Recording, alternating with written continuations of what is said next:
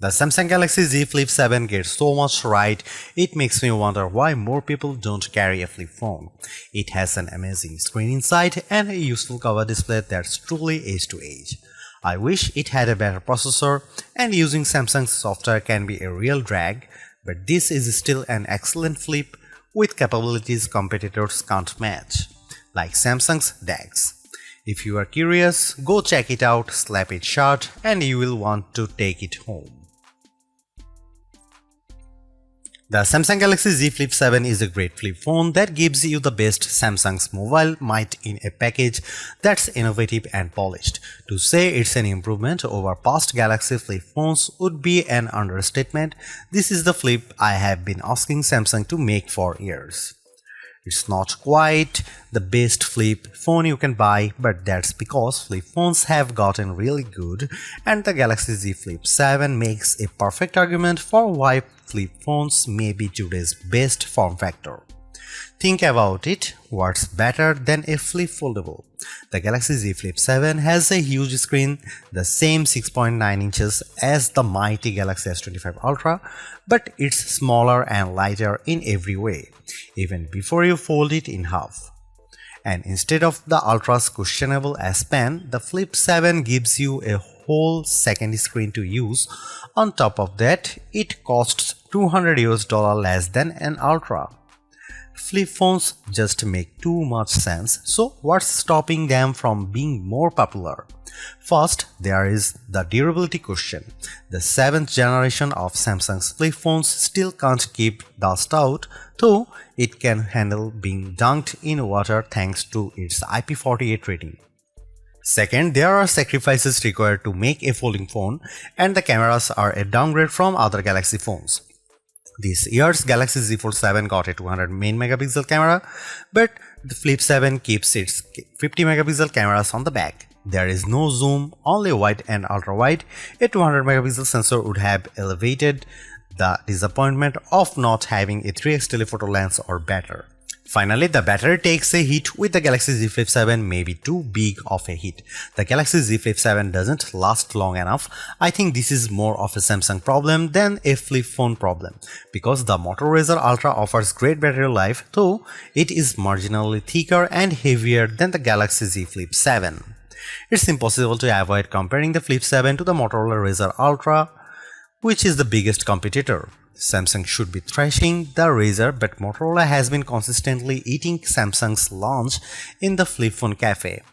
With the Flip 7, Samsung finally catches up to the Motorola on the cover display. Its cover display doesn't just fill the front of the phone, it features the thinnest bezels Samsung has ever used on a Galaxy phone screen.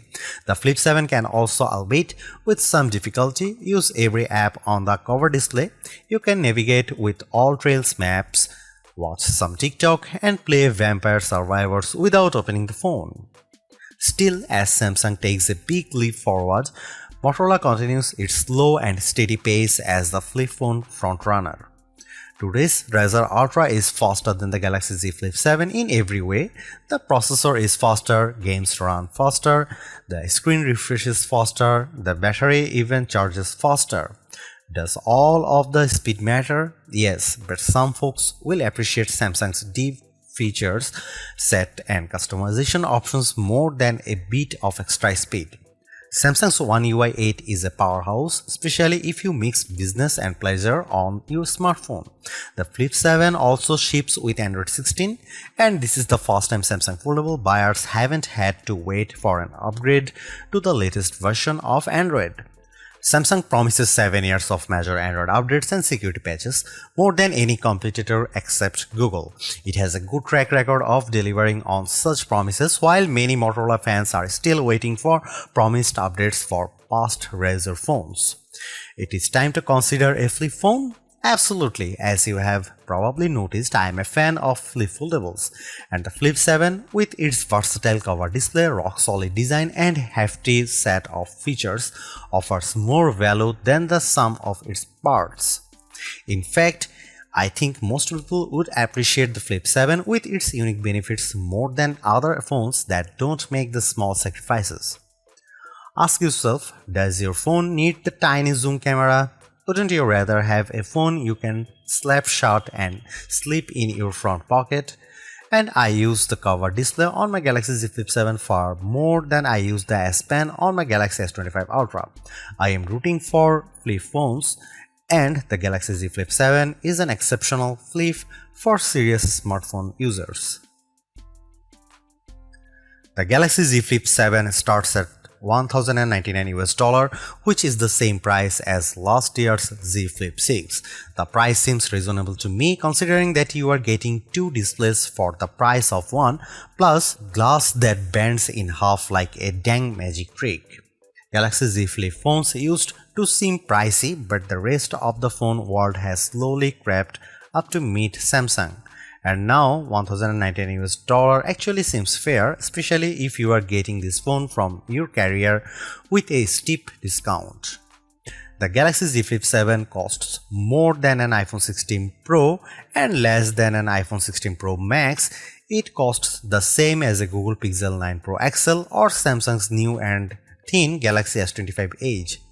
Most importantly, the Flip 7 costs less than the new Motorola Razr Ultra 2025 in the US, where the Razr Ultra starts at $1,299 US. At launch, the Galaxy Z Flip 7 only comes in 4 colors, while last year's Flip 6 was available in 7 hues. Mint and color red are exciting. Jet black and blue shadow are more staid. I wish Samsung would try something unique with its materials and finish, but it likes to dress the entire product family in the same sweater for holiday portraits, so all the Galaxy phones look alike finish-wise. When Samsung admitted that the Galaxy Z Flip 7 would use its own Exynos 2500 processor instead of the Snapdragon 8 Elite for Galaxy found in every other flagship Galaxy phone this year, it was like a record scratch moment from a comedy show. Rumors suggest this would have been the CPU inside every Galaxy S25 phone, but Samsung changed its plan late in the game on those phones. Instead, this new Samsung chip debuted in the Galaxy Z Flip 7. The display is bigger this year, up to 6.9 inches for the internal display from 6.7 inches last year, and the phone is 4mm wider to accommodate this. Otherwise, the specs are mostly unchanged from the Flip 6, 12GB of RAM, a 50MP wide camera, and a 12MP ultra wide, Wi-Fi 7, Gorilla Glass Victus 2 on the back cover. The battery is larger this year, but maybe not as big as it needs to be. After years of me complaining that the Galaxy Z Flip wasn't using enough of its cover space for the front screen, Samsung finally listened. The 4.1-inch screen on the front of the Galaxy Z Flip 7 takes up every possible inch. Samsung says it has the thinnest bezel ever on a Galaxy phone. The Flip 7's cover screen looks like the future of phone displays, and I am excited for the internal screen to catch up with a bezel this slim. Otherwise, the phone is a standard 2025 Galaxy model. It has flat sides with the power and volume buttons on the right. The power key acts as an effective fingerprint scanner, though it's more recessed than the power button on other Galaxy phones, and it was hard to find in the dark. I could rave about the new cover display again, but I will start with the impressive inner screen because the Galaxy Z Flip 7 has been very satisfying to use thanks to this exceptionally bright and clear AMOLED. It was always a joy to open even in bright outdoor light. Don't worry about the crease on the inner screen, it's completely invisible when you are using the phone, and it never bothered my fingers when I was swiping across the screen. After all these years, it still feels like a magic trick to fold a piece of glass in half, and it still shocks friends who haven't seen a flip foldable in person before. The Galaxy Z Flip 7's cover display is, as I have mentioned, also spectacular. The ultra-thin bezels make it seem to disappear, and you get plenty of room to work with apps and widgets on the 4.1-inch space. It's a great improvement to the Flip phone, and one I have been impatiently waiting to see. If you want a smartphone you can tweak and customize to your heart's content, get a Samsung phone. If you prefer something simpler, You can still grit your teeth and ignore most of the settings, the pop-up features, and the extra steps required to make things work. How bad is Samsung's software? Take the cover display for example. On the Motorola Razr, when you are using an app and you close the phone, the app shows up on the cover display. That's simple and intuitive. On the Galaxy Z Flip 7, not even close. To use an app on the front screen, you have to find the setting to enable apps on the cover display. This isn't in the cover display setting menu, it's in a menu called Advanced Settings and then Labs. Labs, can you imagine a more frightening way to hide a crucial feature? Why not just calling it Dungeon? And once you find Labs, you have only gotten started. You can enable a few pre-selected apps to work on the cover display, Maps, Messages, Netflix, or you can download another widgets called Multistar from the Galaxy App Store. Multistar creates a home screen that lives on your cover display, and on that screen you can add any app on your phone. On the cover, you swipe to the Multistar screen and tap the app you want to open. Unfortunately, you can't set any of these up on the cover display itself. You can't even add widgets to the cover display without opening the phone. It feels like Samsung is still getting the hang of this whole cover display thing, but the Flip 7 is its best effort yet. Aside from those issues, I have many questions about Samsung's AI strategy. The company has a habit of talking up features that even never materialize. The Galaxy Z Flip 7 was supposed to have a special version of Google Gemini that could talk to me live while the flip screen was half closed. But I haven't been able to find a mode that works that way. Samsung's now brief home screen widgets and app is also a key selling point for its AI features, but it is truly a useless bit of software. It never offers me more than the weather and the first few appointments on my company calendar, which are always people who scheduled a day off. Samsung promised that this now brief and its Galaxy AI features would offer highly personalized information as the AI gets to know you through your Samsung devices and users' behavior. I carry multiple Samsung phones and wear a Galaxy Watch Ultra, and I have never seen anything personalized for my interests of habits. The Galaxy Z Flip 7 has a good set of cameras that took photos I enjoyed sharing. Images taken with Samsung cameras usually pop with bright colors and a highly sharpened look, but I have noticed on the last couple of phones that Samsung has been toning down this artificial look for a more natural photography style closer to what the iPhone produces. I am all for it. Don't worry, Samsung fans, you still get photos that look great, especially if you opt for Samsung's specialized modes. Samsung's portrait mode is probably the best on any smartphone. It isolated my subject neatly and blurred the background for a gorgeous look. Samsung's food mode is by far the best camera phone mode for taking food photos. I reach for my Galaxy phone whenever I bake something tasty and I want to share it. Samsung's AI editing features are also the best I have used on any smartphone. When you cut an unwanted person or object out of your photo, the Galaxy Z Flip 7 does a perfect job of filling in the gaps. If there are floors, board, or vertical blinds behind them, it fills these in seamlessly. Of course, the Galaxy Z Flip 7's coolest camera trick is letting you use the cover display as your viewfinder for photos. You can take selfies at the full 50 megapixel resolution when you point the main camera at yourself and use the cover display. You can also set the phone in an interesting position, way down low or hanging from up high, and then take shots with voice commands or by signaling the camera with a wave. My only complaint is that lack of a real zoom lens. I have a kid who plays sport and the digital zoom isn't good enough to capture him on the field. If you take photos from far away often, you will miss the lack of real zoom. Maybe Samsung should try a zoom camera instead of an ultra-wide on the Flip 8. Here are some camera samples of the Samsung Galaxy Z Flip 7.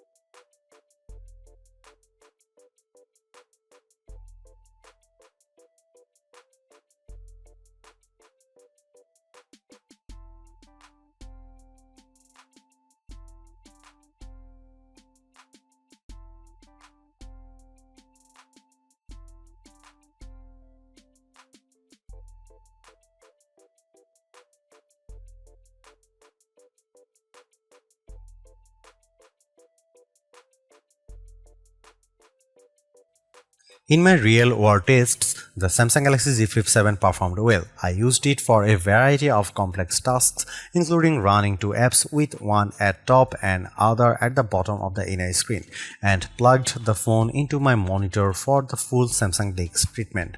I like Samsung DeX because I have all of my work accounts for email, Slack and Google Drive on my phone, so when I use my phone I don't need to log in again as I do when I use my laptop.